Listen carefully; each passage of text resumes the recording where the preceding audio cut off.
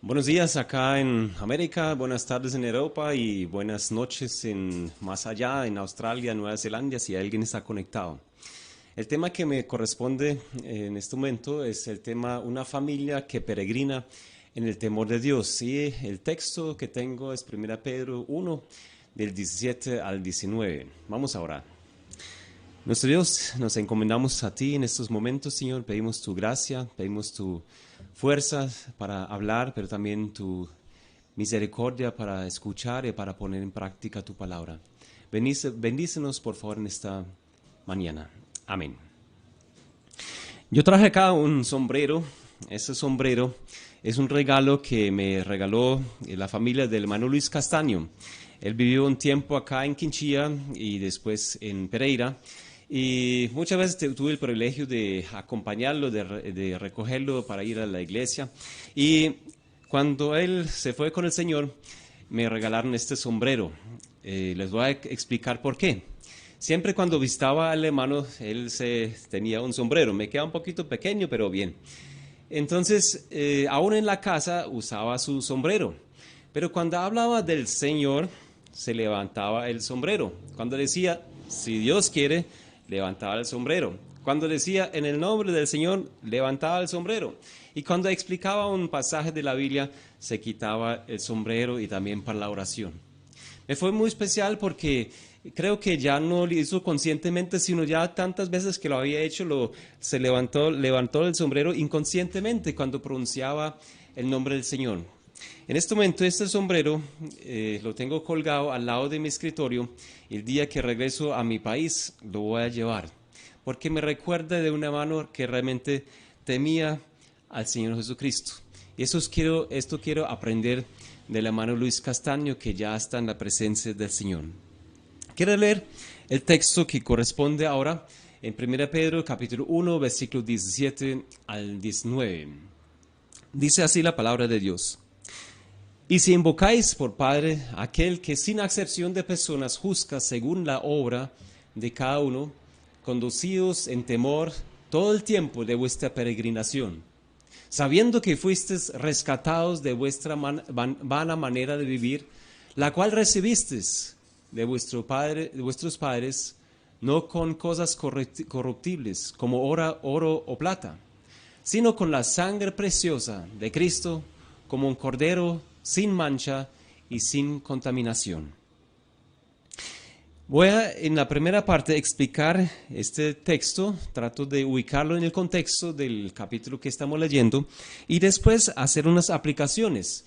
Y como el tema es la familia, entonces quiero aplicarlo en el contexto de la familia. Leo el versículo 17.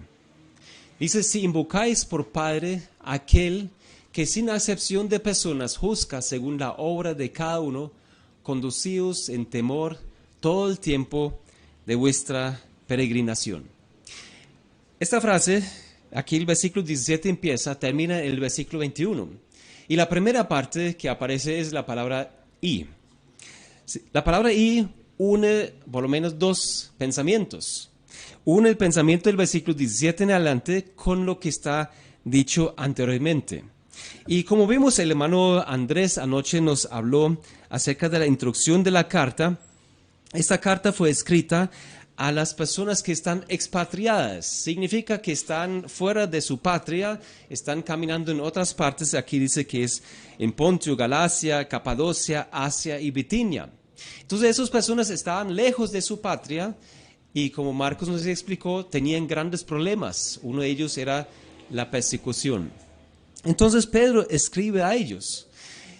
Ayer estaba leyendo en la carta de los Hechos y notamos que cuando Pablo llega a Corinto, Apolos y Priscila habían llegado a Corinto y habían salido de Roma porque el César que gobernaba en este tiempo, que era Nerón, los había expulsado de Roma. Entonces vivían como peregrinos, caminaban por otros lados fuera de su patria, que es Israel, porque ahí también había persecución, entonces caminaban lejos. Y Pablo les presenta acá una salvación tan grande. Y esta salvación se escribe, y como vimos en el versículo 2, Dios el Padre eligió a sus hijos, a los creyentes, el Espíritu Santo los santificó y fuimos rociados por la sangre de su Hijo. Entonces la Trinidad está aquí actuando para la salvación de los hombres. Eso no fue algo que usted y yo podemos hacer, salvarnos a los mismos, sacarnos del lodo, jalando nuestro propio pelo. Imposible. Sino era necesario un plan maravilloso del gran Dios.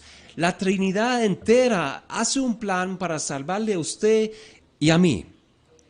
Y después vimos en los versículos 3 en adelante, eso fue según su gran misericordia.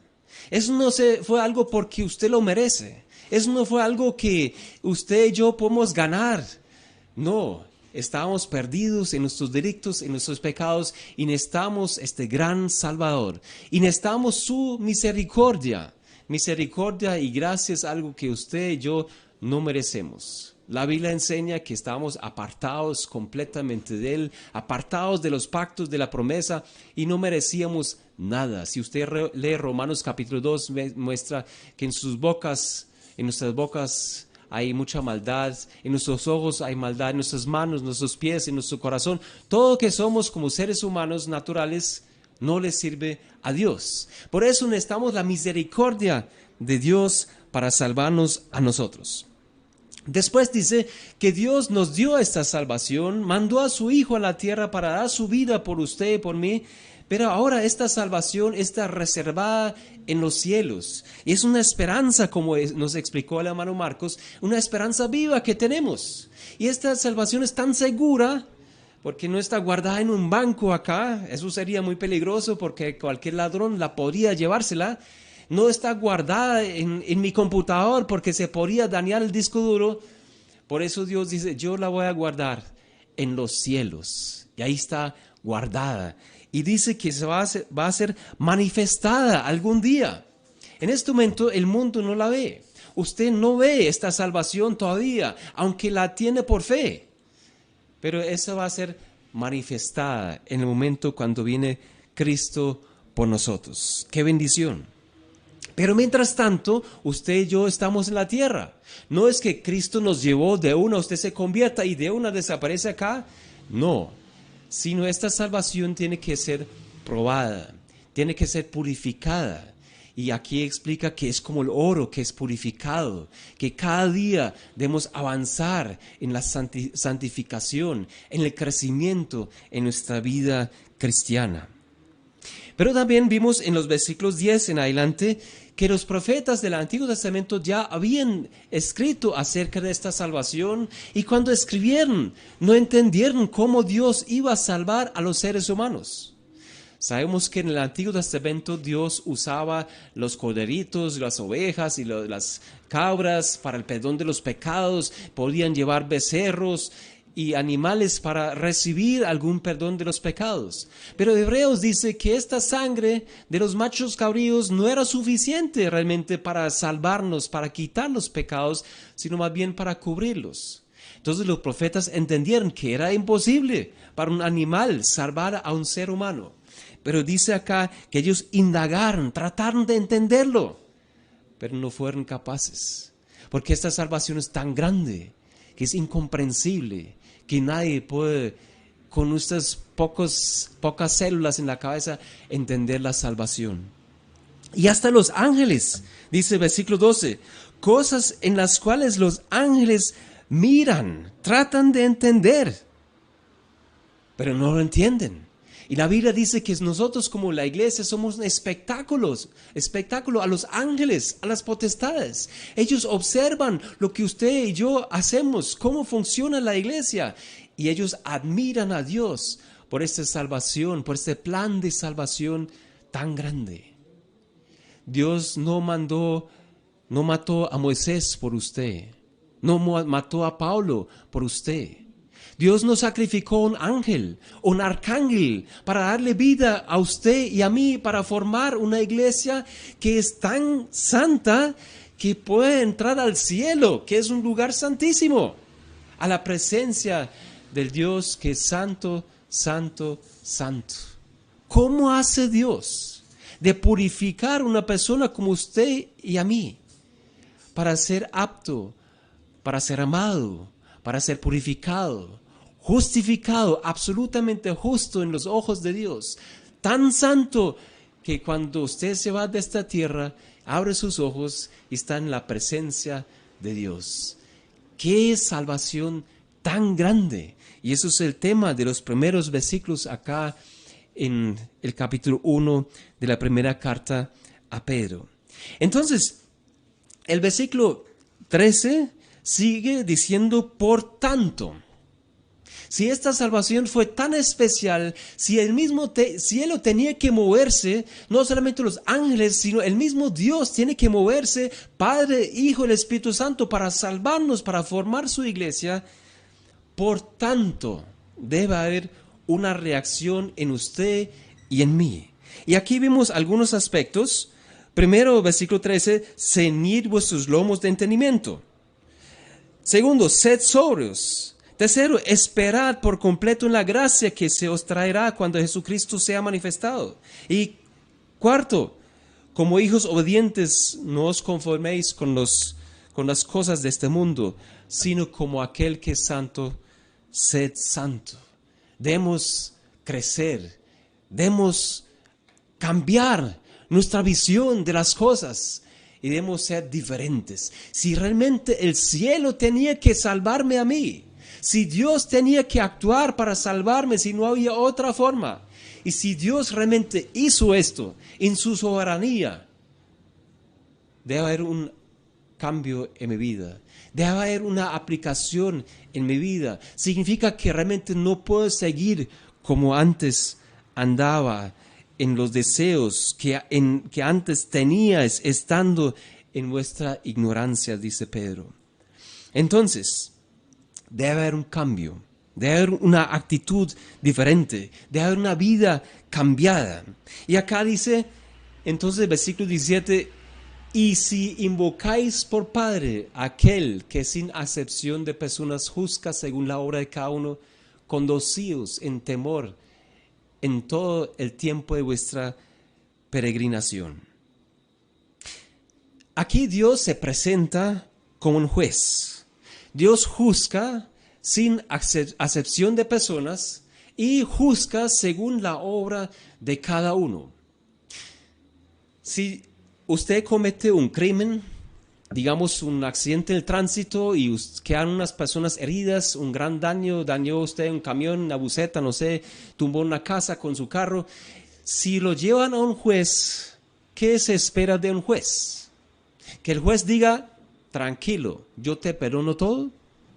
No. Si alguien toca a sus hijos y le hace un daño a sus hijos y usted llama a un juez para hacer justicia y el juez dice, bueno, como ese muchacho creció en un barrio feo, entonces perdonémoslo a él, no pasó nada, tranquilos.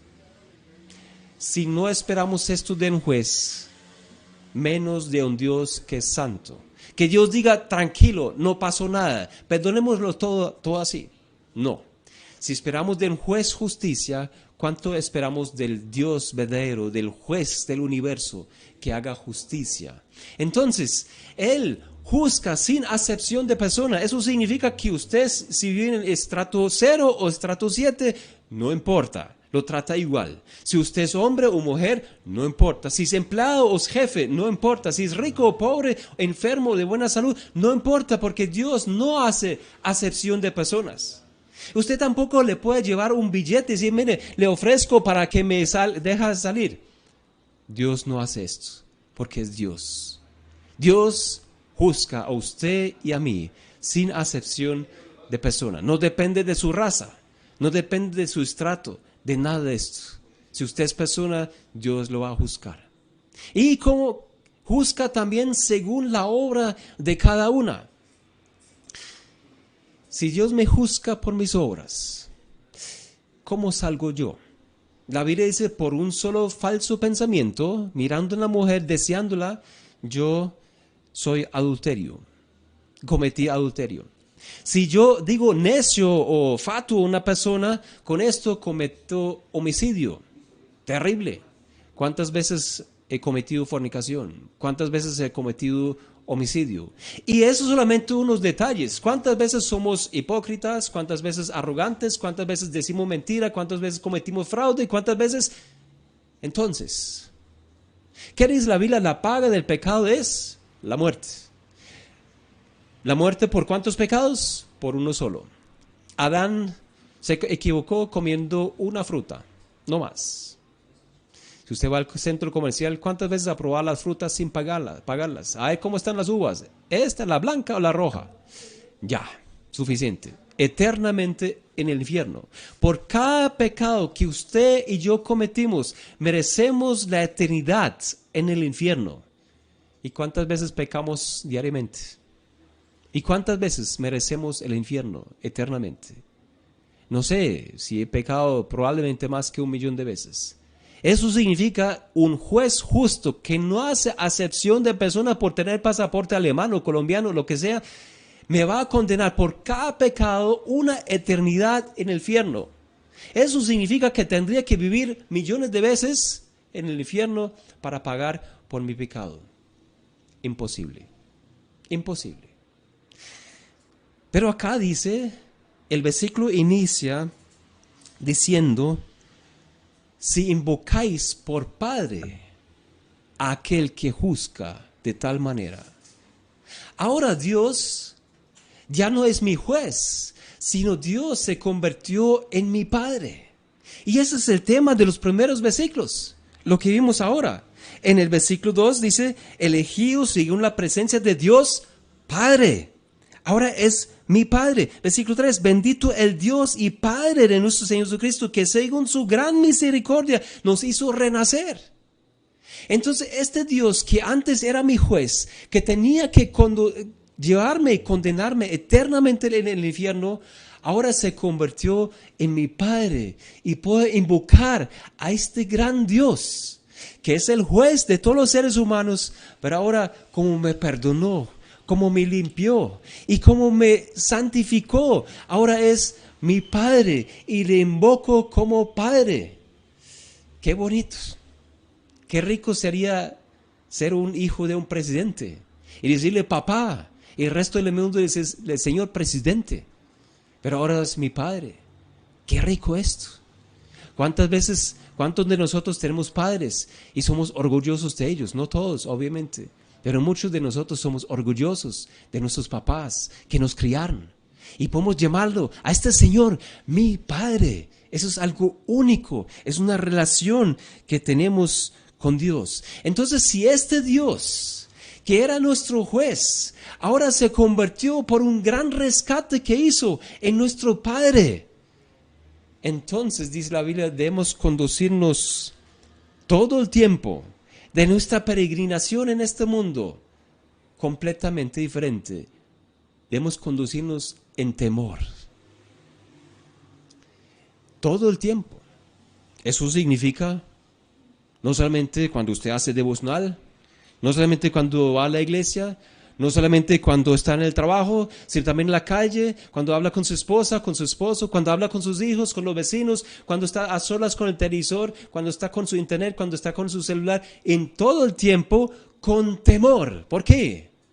Porque este juez que tenía poder para condenarnos eternamente en el infierno, hizo una obra tan grande para salvarnos, que ahora es mi Padre y me espera en el cielo, me espera en las moradas eternas.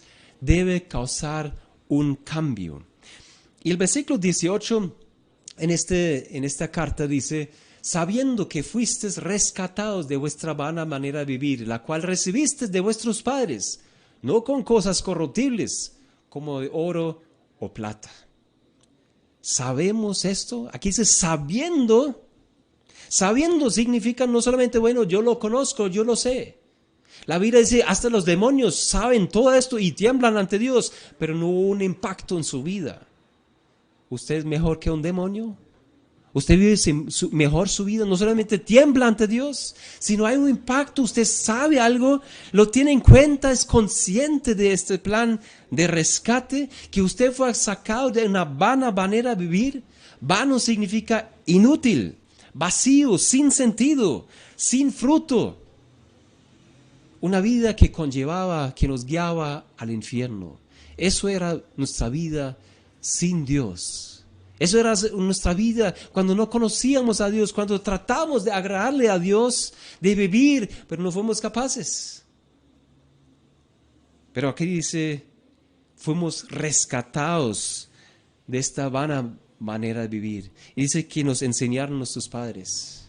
Desde Adán hasta hoy en día, todos los que somos padres, los que eran padres, llevamos a nuestros hijos a ser pecadores. La Biblia dice que el pecado se pasó de generación a generación hasta mí y hasta mis hijos. Pero Dios hizo este gran rescate. Me imagino que usted ha visto algunas películas que dicen el rescate o no sé, el rescate de tal. Ahí muestra qué significa rescatar a alguien. Es no solamente acompañar a alguien para salir de allá, de un lugar al otro. Es un rescate, eso es un plan, es una acción grande. Fuimos rescatados de nuestra vana manera de vivir y se pagó un precio, dice acá. No con cosas corruptibles como oro o plata. No se pagó con una tarjeta de crédito. No se pagó con billetes de pesos o de dólares o de euros o de lo que sea. No se pagó con objetos naturales como una casa, como un barco, con un avión, una finca. No se pagó con diamantes, ni se pagó con oro ni plata, porque esas cosas son corruptibles. Sino Dios pagó con un precio muy diferente. Versículo 19 dice, sino con la sangre preciosa de Cristo como un cordero, sin mancha y sin contaminación. El pago fue la sangre de Cristo. Un cordero sin mancha, que nunca pecó y sin contaminación. Ningún motivo falso, ningún pensamiento falso, ninguna palabra falsa, ninguna actitud falsa, nada falso. Ningún pecado, santo en todos los años que vivió sobre la tierra y aún antes de venir a la tierra y después cuando se fue al cielo. Quiero tratar de ilustrarle el valor de la sangre de Cristo. Como dije ahorita, usted y yo merecemos millones de veces, millones de eternidades en el infierno. ¿Cómo es posible si yo merezco? El pago por mis pecados es millones de veces en el infierno, que alguien viene del cielo y paga en 3 horas, no solamente mi condena, que es muchas eternidades, muchísimas eternidades, sino también las eternidades que usted merece estar en el infierno y los otros hermanos, todos los creyentes. Cristo pagó por todas estas eternidades en 3 horas o 6 horas que estuvo colgado en la cruz. ¿Cómo es posible esto? Bueno, le voy a explicar eso con un ejemplo. Si usted compra una finca con piscina y todo eso, eso cuesta 1,000 millones de pesos, no sé, una buena finca. ¿Cuántas maletas de pesos tiene que llevar, de billetes? Muchas maletas. Tiene que llevar un carro para llevarle los billetes de 50,000 pesos para que pague 1,000 millones de pesos. Pero si el dueño dice, bueno, el vendedor dice, bueno, págame en dólares. Bueno, estos dólares, ahí, por ejemplo, en euros, hay un billete de 500 euros que corresponde a más que 2 millones de pesos. Estos billetes, obviamente, paga uno con una maleta, una finca de esta calidad. Pero si alguien dijera, bueno, yo pago en diamantes, un diamante chiquitico sería suficiente para pagar por esta fincota tan grande. Y así tenemos que entender, cuando más grande es el valor, más pequeña es el objeto con cual se paga. Así es también con Cristo. Cristo, su sangre es tan preciosa que logró pagar en 6 horas lo que la humanidad ni podría pagar en millones y millones y millones de años en el infierno. ¿Sí entiende el valor de la sangre de Cristo? Y Dios dice, no basta la sangre de un arcángel, no basta la sangre de todos los ángeles, solamente la sangre de Jesucristo nos puede limpiar de todos nuestros pecados. Eso es precioso. ¿Por qué hizo Dios esto? En el versículo 20 dice, por amor a vosotros. no más. Solamente porque nos amó. En nuestra suciedad, en nuestros pecados, Dios nos miró y nos amó. Y dijo, yo estoy dispuesto a pagar el precio de los precios. El único unigénito de Hijo del Padre fue dado por usted y por mí. Este gran rescate hizo Dios. Por eso dice la Biblia ahora, por eso debemos andar en temor, conociendo esto, sabiendo esto. Eso debe haber un cambio en nuestra vida realmente. Bueno, traté de explicar este texto en el contexto del capítulo 1. Ahora quiero tratar de hacer unas aplicaciones para nosotros como familia. El título, como dije ahorita, es Una familia que peregrina en el temor de Dios. Mi pregunta es, ¿cómo se hace esto? ¿Cómo se hace esto? ¿Cómo educo, por ejemplo, mis hijos para que anden en el temor de Dios? Yo creo que puedo educar a mis hijos para que no digan mentiras.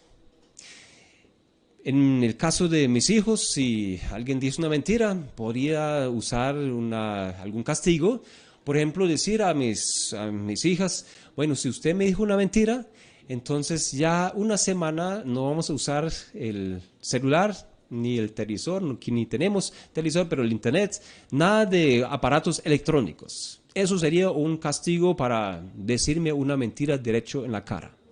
Entonces mis hijos aprenden de no decir mentiras. ¿Por qué? Porque si digo una mentira, entonces me van a quitar un objeto que quiero mucho, el portátil, para buscar videos o cosas en YouTube o alguna cosa. Entonces esto se puede comparar y pesa más la pérdida de un objeto tecnológico que decir una mentira. Entonces mejor no decir mentira para vivir una vida más tranquila.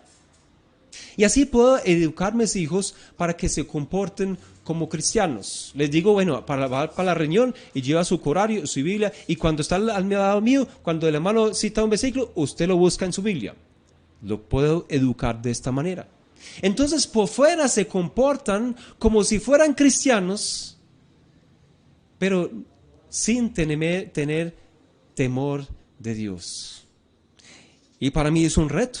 Isaías capítulo 29, el versículo 13, dice Dios al pueblo de Israel, dice pues el Señor, porque este pueblo, el pueblo de Israel, se acerca a mí con su boca y con sus labios me honran. La religión externa está muy bien, hasta están participando en la Santa Cena, cantan aleluya, pero dice, pero su corazón está lejos de mí y su temor de mí no es más que un mandamiento de hombres que les ha sido enseñado. Yo quisiera transmitir a mis hijos, a mi familia, que su temor que tengan no sea un temor del papá, un temor de los hermanos de la iglesia que vienen a preguntar a usted por qué sus hijos no vienen a la reunión de jóvenes. Que mis hijos hagan devocional, no que porque papá diga, ¿ya leíste? Sino porque tengan temor de Dios. Y es un reto muy grande para mí. Sus días pregunté a mis hijos en el devocional por la noche, dije, ¿cómo hago para que ustedes temen a Dios? ¿Qué puedo hacer para transmitirle el temor a Dios? Y mis hijos, los 3 mayores, me dijeron, papá, eso no puedes hacer, eso es una decisión de nosotros. Eso solamente puede hacer cada uno por sí mismo, decidir de temerle a Dios o no temerle a Dios. Pero después me dijeron, pero papá, ¿nos puedes enseñarlo? Y creo que el hermano Pedro ahorita nos enseñó bien cómo hacer. Enseñar a nuestros hijos a hacer el devocional diario, ir a las congregaciones, respetar autoridades. Esos son aspectos que sí debemos hacer. Pero entonces quiero hablar primero del ejemplo de mí mismo. Si mis hijos deben aprenderlo, si mi familia debe aprenderlo, yo como padre, como cabeza del hogar, debo dar ejemplo de esto. En Deuteronomio capítulo 6, versículo 13 dice, a Jehová tu Dios temerás y a Él solo servirás y por su nombre jurarás. ¿Quién? Tú. Yo. A Jehová tu Dios temerás. Eso es primeramente una cosa, tú y yo delante del Señor. En Eclesiastés capítulo 12, versículo 13 dice la Biblia, el fin de todo el discurso oído es este: teme tú a Dios y guarda tú sus mandamientos, porque esto es el todo del hombre. El temor de Dios en la familia empieza conmigo. Si yo no soy ejemplo, no puedo esperar que mis hijos le temen a Dios. Si yo no doy el primer paso, no esperar que mi esposa teme a Dios. Eso empieza contigo, que estás ahí al otro lado de la pantalla. Debemos aprender de temerle a Dios. Hace unos días estaba estudiando Gálatas y me tocó duro el versículo 10 del capítulo 1. Gálatas capítulo 10, versículo 1 dice, pues busco ahora el favor de los hombres o el de Dios, o trato de agradar a los hombres. Pues si todavía agradara a los hombres, no sería siervo de Dios. Y me pregunté, ¿temo a Dios? ¿Hago las cosas, lo que hago por temor a Dios? ¿O lo hago por temor a los hombres? ¿Trato de agradar a los hombres? ¿O trato de agradarle a Dios? Esa fue una confrontación muy personal que tuve ante Dios. Y detecté que en muchas áreas de mi vida estoy haciendo cosas para agradar a los hombres, para que el hermano no me llame después, para que no me vean haciendo esto. Pero cuando estoy a solas, hago las cosas diferentes. Y ahí se muestra a quién temo yo realmente. La Biblia dice, pues les voy a dar unos ejemplos. Ahora que estamos en cuarentena, entonces nos reunimos entre semana y también los domingos con una pantalla. Entonces el domingo coloco el computador por encima de la mesa para que todos puedan ver, mi familia. Entonces colocamos los baffles.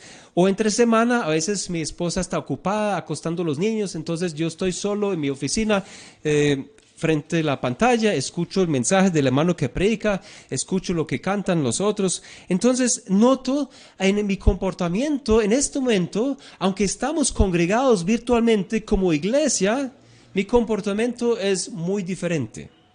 ¿Usted ha notado? A veces los hermanos apagan sus cámaras. Usted y yo también apagamos a veces nuestras cámaras. Cuando no queremos ver, cuando no queremos que el otro al otro lado vea lo que vamos a hacer.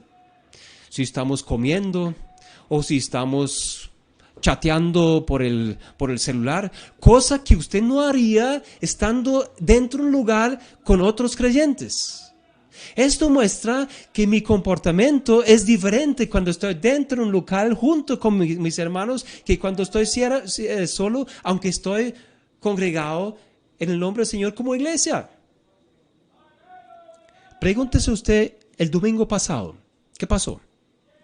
Cuando estaban en reunión, cuando estaba en la Santa Cena, o el jueves pasado en la reunión de oración, ¿cómo estaba usted vestido? Si va a la iglesia, nos colocamos bien cachacos, ¿cierto? Pero cuando está solo en la casa, ¿usted no ha pasado, diga la verdad, que se siente con chanclas? Porque debajo de la mesa nadie lo ve. Si se siente con bermudas en la Santa Cena, arriba una camisa para que lo vean y abajo las bermudas, como los políticos que a veces los han pillado, ahora se paran sin saber que la cámara está prendida y se ven las bermudas, ¿sí o no? ¿No somos mejores? ¿Por qué se coloca cuando va a la iglesia un pantalón bien elegante? ¿Y por qué en la casa, aunque es la misma reunión, cree que no hay necesidad de vestirse bien? ¿Por qué usted, hermana, piensa, mañana es domingo, usted va a colocar el mismo maquillaje como si fuera yendo a la iglesia? ¿Se arregla de la misma manera o como estamos en la casa? Entonces, ¿para qué? Ahí nota usted, noto yo, que temo más a los hombres que a Dios. Ahí noto yo que trato de agradar a los hombres más que a Dios, porque mi comportamiento que hago depende de las personas que me ven y no del Dios vivo que me ve. ¿Sí nota la diferencia?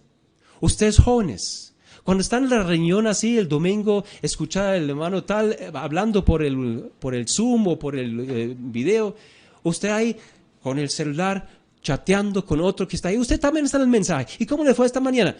¿Usted haría esto en la iglesia? ¿Que están los ancianos y los otros hermanos viéndole a usted? ¿No? Entonces, ¿por qué lo hace en su casa? Mientras que escucha un mensaje.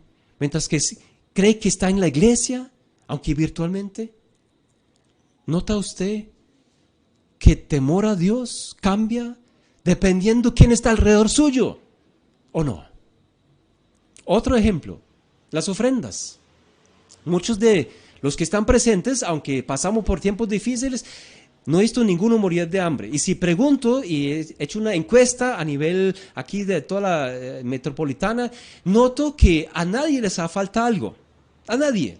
A veces falta pagar una cuenta, pero otros le ayudan. Aquí falta mercado, pero otros le han ayudado. Entonces, finalmente, no nos ha faltado nada. Y la Biblia nos enseña que hemos darle al Señor. Y Pablo dice que no estaba presente, mientras que no estoy presente, sigan recogiendo ofrendas cada primer día de la semana. Corintios. Entonces muchos de nosotros no hemos perdido el trabajo. O por lo menos ha reducido un poquito, pero como en Pereira no nos tocó pagar agua, ni luz, ni gas, todo lo pagó el alcalde, entonces nos fue la vida aún más fácil a veces. Usted ve estas filas en el costo. ¿Cómo es posible que la gente tenía tanta plata en tiempo de escasez? Si esos son los inconversos que fuman y tragan y hacen, usted como creyente que no gasta la plata en estas cosas, en videos como raros y cosas de esos, ¿no tenemos algo para dar al Señor? Pero el domingo cuando pasa la bolsa, yo meto la plata para que me vean, para que no pregunte usted por qué no he hecho nada. Es algo visible, están los hermanos alrededor. Y ahora usted está en la casa, delante de Dios, en su presencia. ¿Teme usted a Dios? ¿Le da a Dios lo que Él merece? Hermanos, ese tiempo me ha confrontado personalmente. ¿Temo a Dios o temo a los hombres? ¿Cómo me he visto? ¿Qué hago en estas reuniones? ¿Cómo me comporto? Que el hermano tal no está al lado mío, que siempre me critica. Entonces ahora tengo libertad y hago lo que quiero. En la Santa Cena, ¿usted está participando realmente? ¿O solamente a las 9 se conecta, apaga la cámara y sigue durmiendo? Para que no le pregunte usted por qué no están las reuniones. ¿Tiene temor de Dios o solamente teme a los hombres? Quisiera transmitir esto a mis hijos. Primero vivirlo yo y después transmitirlo a mis hijos. Sigo leyendo Deuteronomio 31. Tenemos 5 minutos más. Versículos 11 al 13. Dice, cuando viniere todo Israel a presentarse delante de Jehová tu Dios en el lugar que él escogiere, leerás esta ley delante de todo Israel a oídos de ellos. Versículo 12. Y harás congregar al pueblo, varones y mujeres y niños, y tus extranjeros que estuvieran en tus ciudades, para que oigan y aprendan y teman a Jehová vuestro Dios y cuiden de cumplir todas las palabras de esta ley. Y los hijos de ellos que no supieron, oigan y aprendan a temer a Jehová vuestro Dios todos los días que viviereis sobre la tierra a donde vais pasando el Jordán para tomar posesión de ella. Interesante. Moisés o Dios aquí manda al pueblo de leer constantemente la palabra de Dios. ¿Para qué? Para que aprendan a temer a Dios. ¿Quiénes? Aquí habla de los hijos, aquí habla de las mujeres, los varones, todo el pueblo, hasta los extranjeros que están presentes. Deben aprender. ¿Y cómo lo aprenden? Pues leyendo la palabra de Dios, donde se nos explica, pero también viviendo el ejemplo de los verdaderos creyentes que le temen a Dios. Proverbios capítulo 1, versículos 7 al 9 también dice esto. El principio de la sabiduría es el temor de Jehová. Los insensatos desprecian la sabiduría y la enseñanza. ¿Y cómo se hace esto? Versículo 8. Oye, hijo mío, la instrucción de tu padre. Los que somos padres tenemos la obligación de instruir, de entrenar a nuestros hijos a vivir el temor a Dios. Y no despreciáis la dirección de tu madre, dice, porque adorno de gracia serán a tu cabeza y collares a tu cuello. Yo podía enseñar a mi hijo jugar ping-pong y pues en este momento no tengo una mesa de esto, pero estábamos aprendiendo a jugar badminton con ellos, con unas raquetas. Entonces estoy entrenando a mis hijos a jugar badminton. Con esto aprenden cómo se hace. Si finalmente lo hacen en su vida, si eso llega a ser un hobby de ellos, un deporte de ellos, eso no me corresponde a mí, eso es decisión de ellos. Pero estoy entrenándolos a hacerlo. Les estoy entrenando de hacer su cama cuando se levantan. Les enseño cómo sentarse en la mesa para comer. Les enseño cómo coger la cuchara a Hannah, que tiene 2 años. Entonces le enseñamos muchas cosas. Si finalmente ella cuando se casa come con los dedos, así la carne, así el arroz, eso es cosa de ella, pero les hemos enseñado cómo hacerlo. Y esta parte nos corresponde a nosotros como padres, enseñarle a nuestros hijos. ¿Y qué debemos enseñarle? Tito capítulo 2, versículo 11 al 12, dice algo muy parecido a lo que dice en 1 Pedro. Dice, porque la gracia de Dios se ha manifestado para salvación a todos los hombres. ¿Y qué hace la gracia de Dios? El tema que enseñé ahorita, este plan de salvación, lo que enseñó Marcos también. Esta gracia de Dios que nos rescató realmente, ¿qué hace? Versículo 12 dice, esta gracia nos enseña.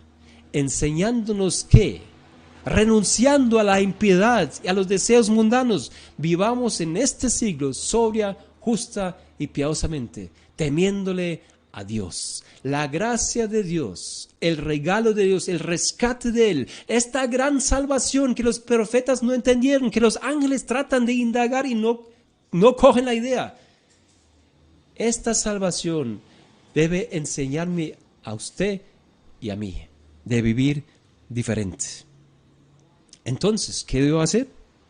Enseñar a mis hijos la gracia de Dios, la obra de Dios. Esos días estábamos estudiando en la familia la carta a Tito.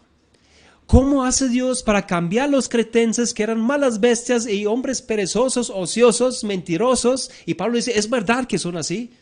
¿Cómo hace de ellos un pueblo, como dice el versículo capítulo 2, propio, un pueblo celoso de buenas obras, un pueblo que teme a Dios? Y Pablo dice, enséñale la gracia a Tito, enséñales la gracia, si entienden el plan de Dios, eso les va a cambiar sus vidas. Entonces, ¿cómo hacemos esto? Enseñando a nuestros hijos con nuestro propio ejemplo, enseñando a nuestros hijos a ser devocional, enseñar a nuestros hijos con nuestro propio ejemplo de confesar nuestros pecados ante ellos. Esta semana, como papás, nos tocó pedir perdón a nuestros hijos por una mala actitud, por unas malas palabras. Ellos aprenden de nosotros. Yo aprendí de mi papá, cómo él pide perdón a su esposa, a mi mamá y a nosotros. Eso es vivir en temor a Dios. Nos enseñamos a nuestros hijos cómo cambiar nuestro carácter. Antes éramos ahora así y ahora somos diferentes. Antes éramos groseros, ahora somos amables. Antes éramos amargados, ahora somos felices. Estamos avanzando, enseñándoles a orar, enseñándoles, mire, el Señor contestó esta oración, mire, le pedí por esto y ahora me contesta. Enseñándoles cómo tomar decisiones. Compartimos con nuestros hijos cómo tomamos decisiones como pareja. Enseñando a nuestros hijos cómo manejar el televisor, el celular, internet. Si me pillan a mí que yo cambio constantemente la página cuando mi hijo entra, es porque les enseño, si estoy a solas, puedo hacer lo que quiero. Entra mi hijo, tengo que cambiar. Eso es hipocresía, eso es falsedad, eso no es temor a Dios. Temo a Dios si mi hijo está al lado. No, no es así. Ir a las reuniones de la iglesia. Como vivo a 5 minutos, entonces siempre puedo llegar tarde. ¿Usted teme a Dios o teme que el hermano le diga, oiga, ¿por qué viniste tarde? ¿Por qué va a las reuniones? El respeto a las autoridades. Ahora que lo colocan tantas reglas, los alcaldes, el presidente, los vigilantes, todos tienen reglas propias. Les enseñemos a nuestros hijos de temer las autoridades realmente, temer a los profesores que ahora estén detrás de la cámara. Mire, este profesor no lo sabe. ¿Qué aprenden nuestros hijos? De estimar, de temer al presidente, a los ancianos de la iglesia, etc. Termino otra vez con mi sobrero. Lo coloqué al lado de mi escritorio para que me recuerde de un hombre que ha sido ejemplo para mí del temor de Dios. Que Dios les bendiga, hermanos. Que Dios nos ayude. Señor, quiero darte gracias por esta carta a Pedro.